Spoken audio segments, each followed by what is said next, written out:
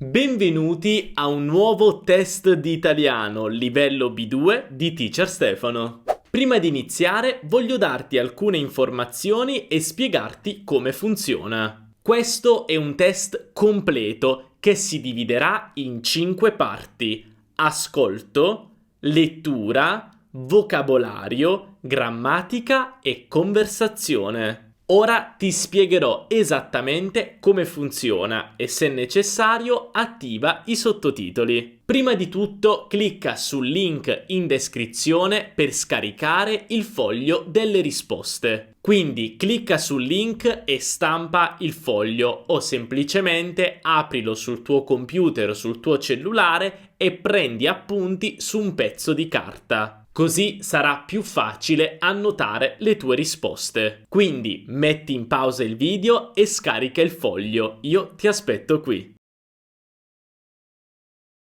Benissimo, adesso prima di iniziare ti consiglio di sederti ad una scrivania in uno spazio silenzioso, così puoi concentrarti per fare il test. E poi ti consiglio di avere a disposizione almeno 30 minuti per fare il test. Adesso iniziamo con la prima parte di ascolto e non ti preoccupare, ti spiegherò subito come funziona. Iniziamo! Benvenuti nella prima parte di ascolto. Ascolterai una piccola conversazione tra me e Marco Zentilomo, un signore veneziano che ho intervistato tempo fa sul mio canale. Abbiamo parlato della sua vita e della vita a Venezia. È stata davvero un'intervista molto interessante. È un'intervista molto autentica in cui parliamo in modo completamente naturale. Quindi ascolta con attenzione e, se vuoi, prendi degli appunti perché poi devi rispondere ad alcune domande. Iniziamo.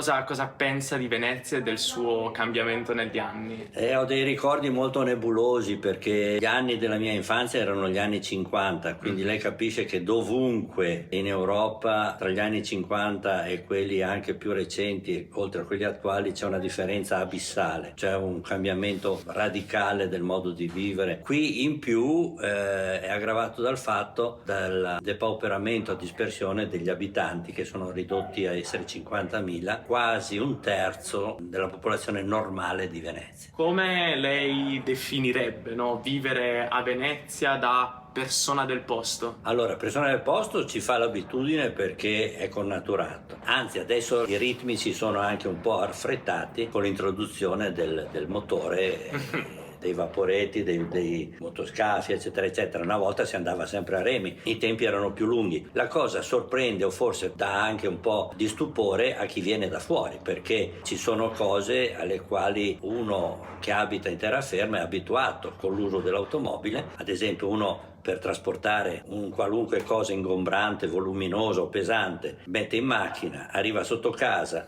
la mette in ascensore e arriva, se ha bisogno di arrivare a un certo piano, cosa che qua a Venezia è molto difficile da attuare. E quindi cosa fate voi qui? Qui adesso promuoviamo soprattutto la voga veneta. Ma spieghiamo, perché magari tante persone che ci stanno adesso ascoltando non sanno cos'è la voga veneta. La voga veneta si differenzia dalla voga all'inglese perché si voga in piedi. Si voga in piedi su delle barche a fondo piatto che consentono di aggirarsi tra i ghebi e i canali della laguna o le basse maree, che possono raggiungere anche i 20-30 cm di profondità. Si voga in piedi guardando dove si va, proprio per il fatto dei bassi fondali. Si voga in avanti facendo un movimento di polsi con un remo un po' più lungo. E domanda banale da un non esperto: è più facile la voga all'inglese o quella veneta? E tutte e due hanno bisogno di un po' di addestramento. Forse la voga all'inglese viene più facile anche perché è più diffusa nel mondo, quindi uno lo vede e cerca di farlo. La voga veneta magari offre qualche difficoltà in più all'inizio, ma una volta poi imparato si va. Ora riascolta l'audio andando al minuto 2:09 oppure procedi alle domande. Perfetto, ora è il momento di rispondere alle domande. Quindi vedrai la domanda sullo schermo e poi puoi segnare la tua risposta sul foglio delle risposte. Se necessario, puoi anche mettere in pausa per pensare un po' di più alla risposta corretta. Dai, iniziamo. Marco Zentilomo ricorda molto bene i cambiamenti di Venezia negli anni, vero o falso? Negli anni gli abitanti di Venezia sono aumentati, si sono ridotti leggermente, si sono ridotti notevolmente. Gli autoctoni sono abituati allo stile di vita particolare di Venezia, vero o falso?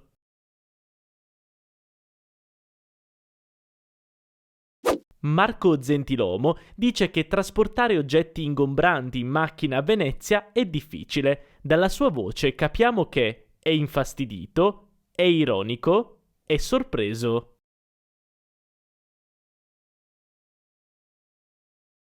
Cos'è la Voga Veneta? Una barca particolare, un modo di navigare particolare, un modo di vestire.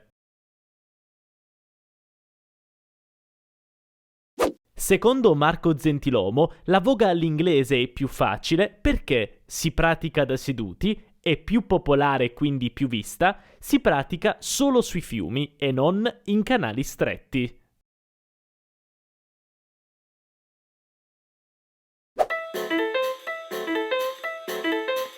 Benvenuti alla parte di lettura.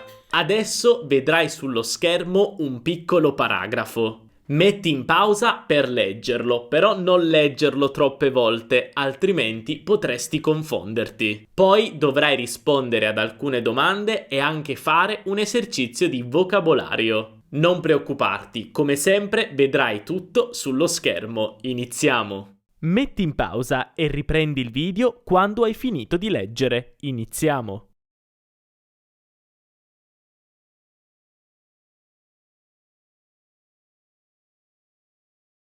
Il numero degli italiani all'estero è più alto rispetto a quello delle persone straniere che vivono in Italia. Vero o falso? Dal 2006 al 2022 sempre meno italiani vanno all'estero. Vero o falso?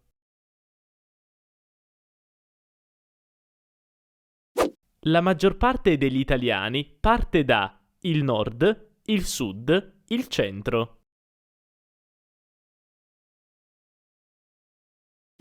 Le persone che partono sono principalmente giovani con alti livelli di istruzione, adulti, giovani per motivi di studio o lavoro. Associa le parole del testo con i sinonimi. Leggi la frase dal paragrafo per capire il contesto. Metti in pausa per fare l'esercizio con calma.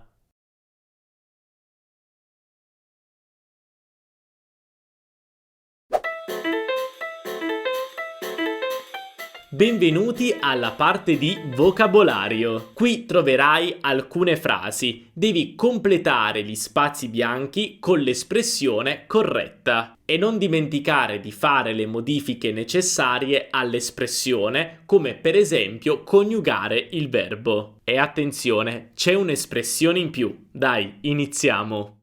Metti in pausa e riprendi il video quando sei pronto o pronta.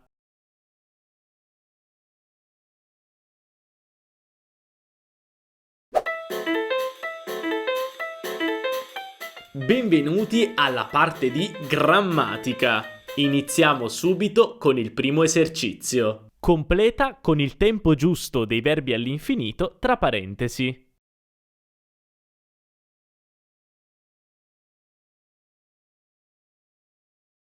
Ora passiamo al secondo esercizio. Trasforma le frasi usando il periodo ipotetico che scaturisce logicamente dalla premessa. Puoi usare il periodo ipotetico del primo tipo, secondo tipo e terzo tipo. Metti in pausa.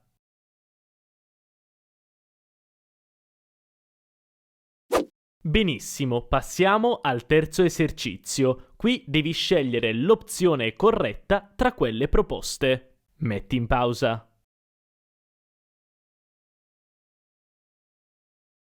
Benissimo, siamo quasi arrivati alla fine. Passiamo alla parte di conversazione. Ovviamente non sarà una vera e propria conversazione perché sarebbe impossibile, ma sfrutteremo una tecnica molto interessante. Tu ascolterai una frase e poi avrai poco tempo per ripetere quella frase nello stesso modo. Poi inizierà subito un'altra frase che devi ripetere e così via. Per esempio, se la frase è: la raccolta differenziata è uno strumento necessario per combattere il cambiamento climatico. La raccolta differenziata è uno strumento necessario per combattere il cambiamento climatico. Quindi devi ripetere la frase. Il test finisce quando non riesci più a ripetere le frasi. Ogni frase ha un numero. Se per esempio tu non riesci a ripetere la frase numero 5, il tuo punteggio per questo esercizio sarà 4. Non ti preoccupare, questo test è pensato per metterti sotto pressione. Non bloccare il video e non tornare indietro, altrimenti il tuo punteggio non sarà accurato. Quando non riesci più a ripetere, fermati, non preoccuparti. Dai, iniziamo. Luca presterà la bicicletta a Marta. Le persone pigre mi danno sui nervi. 15 milioni di italiani comprano abitualmente su internet.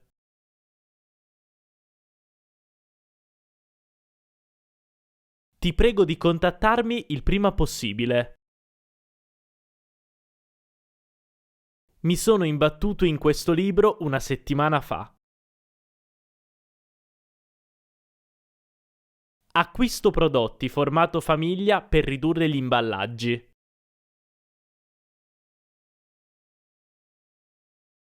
Ci auguriamo che il sindaco prenda dei provvedimenti adeguati.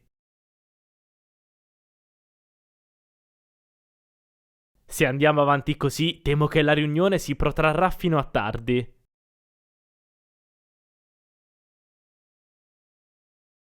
Come avresti reagito se ti fossi trovato nei suoi panni? Ma chi te l'ha fatto fare? Era meglio se te ne stavi a casa tua.